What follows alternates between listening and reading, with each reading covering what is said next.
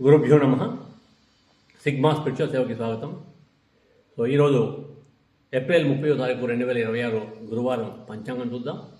శ్రీ పరాభవ నామ సంవత్సరం వైశాఖ మాసం వసంత ఋతువు ఉత్తరాయణం. సూర్యోదయం ఉదయం 5:35 అవుతుంది. సూర్యాస్తమయం సాయంత్రం 6:14 అవుతుంది. తిథి రాత్రి 8:11 వరకు శుద్ధ చతుర్దశి ఉంటుంది. తదుపరి పౌర్ణమి వస్తుంది. నక్షత్రము రాత్రి 1:26 వరకు చిత్తా నక్షత్రం ఉంటుంది. తదుపరి స్వాతి నక్షత్రం వస్తుంది. యోగం రాత్రి 8:26 వరకు వజ్రం ఉంటుంది. తదుపరి సిద్ధి రావడం జరుగుతుంది. కరణం ఉదయం 7:52 వరకు గర్రజి ఉంటుంది. తర్వాత రాత్రి 8:11 వరకు వనజి ఉంటుంది. దాని తర్వాత భద్ర వస్తుంది. శుభ సమయం ఉదయం 5:35 నుండి 6:38 వరకు, తిరిగి ఉదయం 10:40 నుండి 11:55 వరకు ఉంటుంది. మరలా మధ్యాహ్నం 12:58 నుండి మధ్యాహ్నం 2:01 వరకు ఉంటుంది. మరలా సాయంత్రం 4:07 నుండి సాయంత్రం 6:14 వరకు ఉంటుంది. రాహుకాలం మధ్యాహ్నం 1:30 నుండి 3 గంటల వరకు, యమగండం ఉదయం 6 గంటల నుండి 7:30 వరకు ఉంటుంది. దుర్ముహూర్తం ఉదయం 9:48 నుండి 10:39 వరకు, మరలా మధ్యాహ్నం 2:52 నుండి 3:42 వరకు ఉంటుంది. వర్జ్యం ఉదయం 8:31 నుండి 10:13 వరకు ఉంటుంది. అమృత గడియలు సాయంత్రం 6:40 నుండి 8:21 వరకు ఉంటుంది. సో అదేవిధంగా ఈరోజు పుట్టిన ప్రముఖ వ్యక్తులను ఒకసారి చూద్దాం. 1777 సంవత్సరంలో కార్ల్ ఫ్రెడ్రిచ్ గౌస్ అని గణిత శాస్త్రవేత్త, జర్మన్ గణిత శాస్త్రవేత్త జన్మించారు.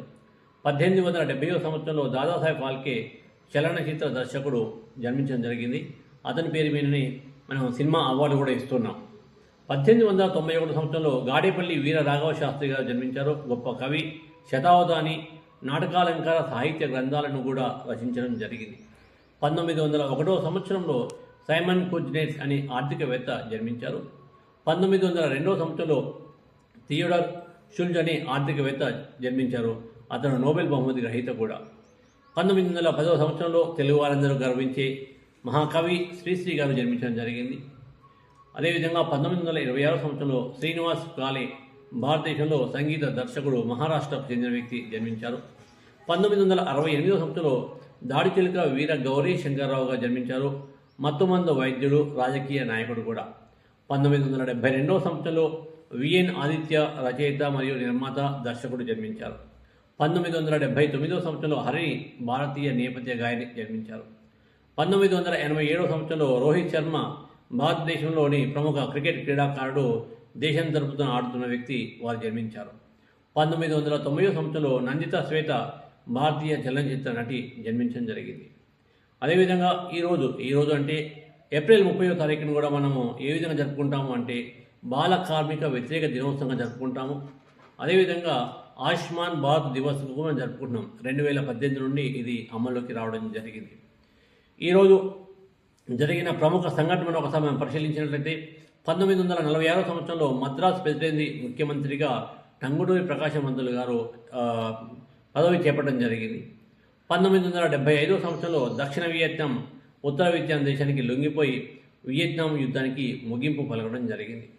1986 సంవత్సరంలో ఐఎన్ఎస్ సింధు ఘోష్ భారతదేశ నౌకాదళంలో చేరిన రోజు. ఇది ఒక జలంతర్గామి. 2023 సంవత్సరంలో హైదరాబాద్లోని ట్యాంక్ బండ్ సమీపంలో తెలంగాణ ప్రభుత్వం ప్రతిష్టాత్మకంగా నిర్మించిన డాక్టర్ బిఆర్ అంబేద్కర్ తెలంగాణ రాష్ట్ర సచివాలయాన్ని అప్పటి ముఖ్యమంత్రి కల్వకుంట్ల చంద్రశేఖరరావు గారు ప్రారంభించడం జరిగింది.